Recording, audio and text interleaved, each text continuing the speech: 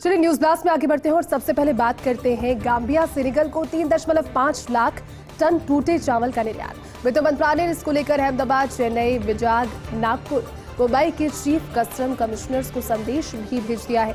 वाणिज्य मंत्रालय ने दी है टूटे चावल के निर्यात की मंजूरी। गांबिया को 1 लाख टन, सेनेगल को 2.5 लाख टन, जिबौती इथियोपिया को 9,990 टन निर्यात की मंजूरी दी गई।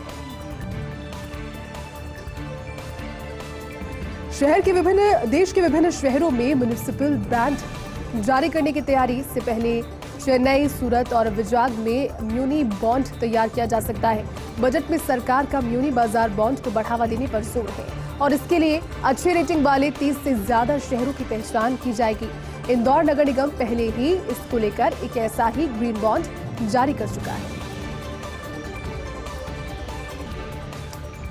निरोगी राजस्थान को लेकर गहलोत सरकार संकल्पित नजर आ रही है। मुख्यमंत्री अशोक गहलोत ने चिकित्सा के क्षेत्र में कई अहम फैसले लिए हैं और देश में सबसे ऊंचा मेडिकल टावर भी राजस्थान में बन रहा है। सीएम अशोक गहलोत ने ट्वीट कर कहा कि पूरे प्रदेश के लिए गर्व और राहत की बात है कि प्रदेश सरकार के प्रयासों से सबसे बड़े मेडिकल टावर का निर्माण जयपुर में हो रहा है। साथ ही एयर एम्बुलेंस, जांच, दवाइयां, सभी प्रकार के उपचार से युक्त यह अस्पताल चिकित्सा के क्षेत्र में नजीर बनेगा। तमाम सारी बातें सीएम अशोक गहलोत ने इस ट्वीट के जरिए की। सीपी जोशी ने संभाल लिया है भाजपा प्रदेशाध्यक्ष का पदभार। बीजेपी के नए प्रदेश अध्यक्ष बन चुके हैं सीपी जोशी। मंच से उनका संबोधन भी आज बेहद खास रहा। उन्होंने कहा कि आप सभी को मेरी कसम है, कभी मेरे लिए नारे ना लगाएं। मैं आप सभी की तरह एक आम कार्यकर्ता हूं। पार्टी को किसी कार्यकर्ता को ये जिम्मेदारी देनी थी, इसीलिए मुझे अध्यक्ष बनाया गया। अध्यक्ष की एक भूमिका होती है, लेकिन हम सभी मिलकर काम करने वाले हैं। ये भी कहा कि प्रदेश में कांग्रेस की फॉर्च्यूनर गाड़ी में बैठने जितने विधायक भी नहीं आएंगे।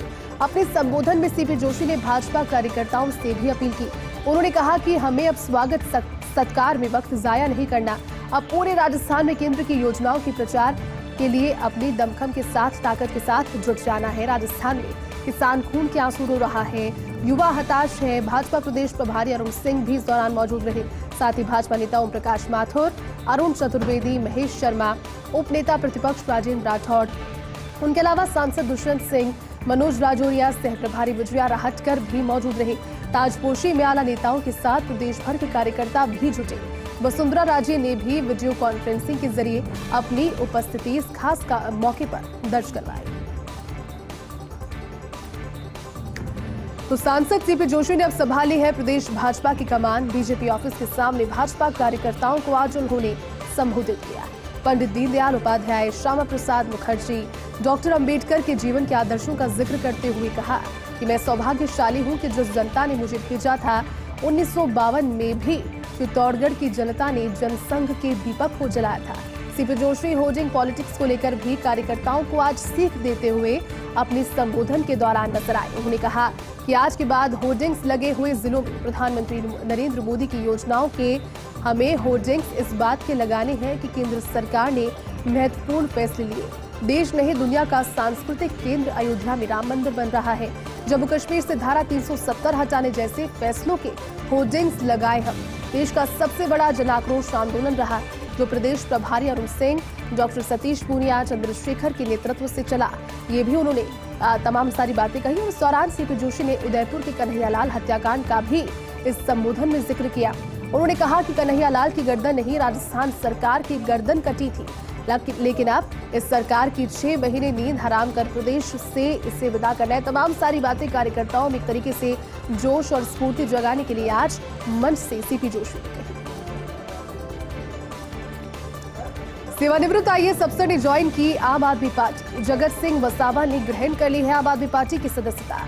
जनवरी 2019 से दिसंबर 2022 तक कांग्रेस के साथ वो रहे और भ्रष्टाचार को लेकर काफी मुखर रहे जगत सिंह वसावा। 2018 में बीजेपी नेता गणपत सिंह वसावा पर भ्रष्टाचार के आरोप भी लगा चुके हैं और वसावा के आम आदमी पार्टी से जुड़ने के बाद उनके लोकसभा चुनाव लड़ने की अब अटकलें तेज हो गई है। गुजरात के तापी के आसपास लोकप्रिय नामों में से एक है जगत वसावा। काफी ज्यादा लोकप्रिय नाम इस इलाके में उनका रहा। 1982 बैच के असम कैडर से सेवानिवृत्त आईएएस है जगत सिंह वसावा और 3 बार विधानसभा चुनाव लड़ चुके। हालांकि उस दौरान उन्हें जीत हासिल नहीं हुई, यानी कि राजनीति में रुझान पहले भी रहा और इस बार फिर से कोशिश अब हो सकता है कि आगे लोकसभा चुनावों के जरिए भी देखने को मिले, क्योंकि आम आदमी पार्टी से फिर से एक बार जुड़े। रमजान के इस दौर में बढ़ती महंगाई से बेहाल पाकिस्तान। ये आटा 120% महंगा, तो प्याज के रेट्स पहुंच गए हैं बहुत ज्यादा। 228% महंगा प्याज वहां पर चल रहा है। और एसपीआई के अनुसार मार्च के अंतिम सप्ताह में महंगाई 47% तक पहुंच गई। पाकिस्तान के ब्यूरो ऑफ स्टैटिस्टिक्स के डेटा के अनुसार गैस 108% महंगी हो गई, सिगरेट 165% महंगी हो गई, डीजल 102% महंगे हो गए, चाय 94% महंगी हो गई, केले 89%, चावल बासमती 81% महंगा, पेट्रोल 81% महंगा और अंडे 69% तक 79% तक महंगे हो गए। डेटा के अनुसार 51 जरूरी सामानों में से 26 के दाम बढ़ गए हैं और ये 26 के दाम बढ़ना सीधा सीधा जनता की कमर को तोड़ने जैसा। 12 चीजों के दामों में थोड़ी आंशिक कमी हालांकि आई, लेकिन 13 चीजों के दामों में कोई बदलाव नहीं हुआ। कुल मिलाकर के रमजान के इस दौर में पाकिस्तान की जनता अभी भी महंगाई से त्रस्त नजर आ रही है। चीन के अमीर लोग देश छोड़कर भाग रहे हैं सिंगापुर। 600 परिवारों ने ट्रांसफर की संपत्ति और जिनपिंग सरकार से बचने का नया तरीका अब यहाँ की जनता ने इजाद कर लिया है। दरअसल उद्योगपतियों पर लगातार शिकंजा कस रही है जिनपिंग सरकार और इससे बचने के लिए देश के अमीर लोग चीन छोड़कर सिंगापुर भाग रहे हैं। ये कोशिश उनकी है कि किसी न किसी तरह से पीछा अपना छुड़ा लिया जाए। कई बड़े उद्योगपतियों ने अपनी संपत्ति सिंगापुर के बैंकों में ट्रांसफर कर दी है। 500 बिजनेस चीन की बजाय सिंगापुर में रजिस्टर किए गए हैं और चीन के खिलाफ भारत दूसरे देशों से बिगड़ते हुए रिश्ते भी इसके पीछे एक वजह बताई जा रही है, क्योंकि बड़े देशों के साथ चीन के रिश्ते खराब चल रहे हैं। हालांकि अपनी ताकत का दावा चीन किया करता है, लेकिन दूसरे देशों के साथ जो कि बड़े देश है अमेरिका, भारत, इनके साथ इसके रिश्ते खराब है और ये फैक्टर भी इस बदलाव की वजह माना जा रहा है। कोलकाता नाइट राइडर्स ने कप्तान की घोषणा कर दी है। चोटिल श्रेयस अय्यर की जगह नीतीश राणा संभालेंगे कमान। पीठ के निचले हिस्से में चोट की वजह से इस सीजन में नहीं खेल पाएंगे श्रेयस अय्यर। 2018 से कोलकाता नाइट राइडर्स के साथ जुड़े हुए हैं नीतीश राणा। टीम ने नई भूमिका के लिए नीतीश राणा को शुभकामनाएं दी है, साथ ही श्रेयस के पूर्ण और शीघ्र स्वस्थ होने की कामना की। आपको बता दें कि 31 मार्च से आईपीएल के 16वें सीजन की शुरुआत हो जाएगी। 1 अप्रैल को पंजाब किंग्स के साथ भी कोलकाता की टीम भिड़ने वाली है। राहुल गांधी को मिल चुका है सरकारी बंगला खाली करने का नोटिस। संसद की सदस्यता जाने के बाद ये नोटिस उन तक पहुंच गया है। नोटिस उन्हें भेज दिया गया है और लोकसभा की हाउस कमेटी ने राहुल गांधी को नोटिस भेज दिया है। 12 तुगलक लेन में राहुल गांधी का बंगला और राहुल गांधी को 30 दिन में इस बंगले को खाली करना होगा।